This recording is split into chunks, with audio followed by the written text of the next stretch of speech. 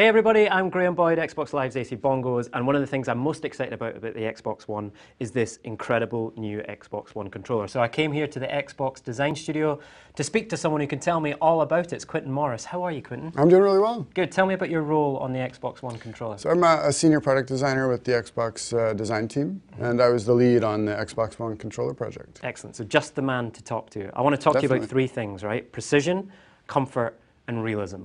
Core gamers know there's a lot of different ways you hold the controller. You know, as a first-person shooter guy, I'm really about how fast can I pull this trigger? You know, how fast can I hit this bumper to active reload?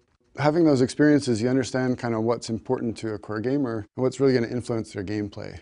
This sits in the hand better, right? There's some changes here that then give you a better range of motion, right? Which is going to improve your gameplay. First off, the battery now exists inside the body of the controller, which was technologically a very difficult thing to do.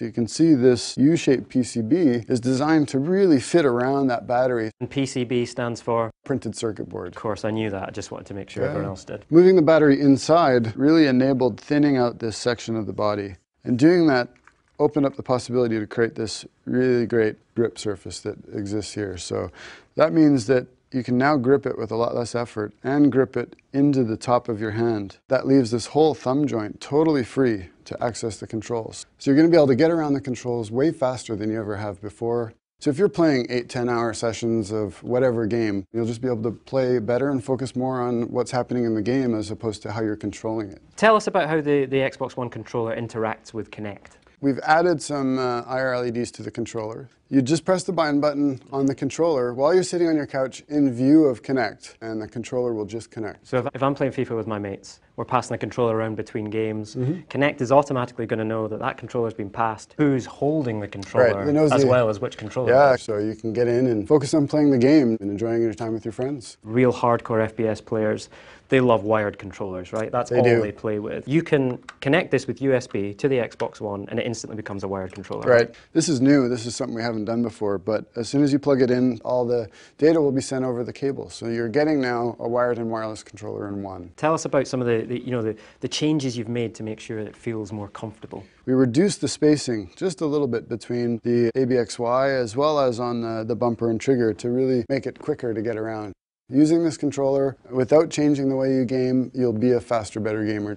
And there's changes to the controllers to make your gameplay experience more realistic. The triggers have an exciting new feature we call impulse triggers. They're rumble motors that exist inside of the trigger itself. It offers haptic feedback to the tip of your finger, which is the most sensitive part of your hand. By combining these two extra motors with the current rumble motors that we had in the previous generation, we can now create richer haptic effects that have directionality to them. So you can communicate forward, back, left, right. A really subtle effect could be that when you run out of bullets, you feel the empty chamber, right? So you know immediately that you've run out of bullets, and the next thing you got to do is reload. So another big one is the magnetic trigger sensor. We've eliminated all the mechanical parts that used to be in the old controller and replaced it with a mechanical digital sensor. So it means that it's twice as sensitive as it ever was before. So in Forza, when you're trying to feather the gas, you'll have that much more control over that gas pedal. And let's talk about this D-pad as well, because it's pretty significant changes here, right? The pivot point for the D-pad itself had to be as high as possible. By moving that pivot point up, we get really nimble action. We've combined that nimble action with a new type of switch under the D-pad itself. It's got really crisp feedback, so you know immediately once you've pressed it. All right, let's talk about the thumbsticks as well, right? Something that when you're playing games, you're connected to the whole time. The thumbsticks, we made them slightly smaller in diameter. By making them smaller, your thumb's closer to the center. We've maintained the ridge that was so characteristic of the Xbox 360 controller, which is a great feature for pulling back, and added texture to the outside so that when you're pushing, you can get really good grip.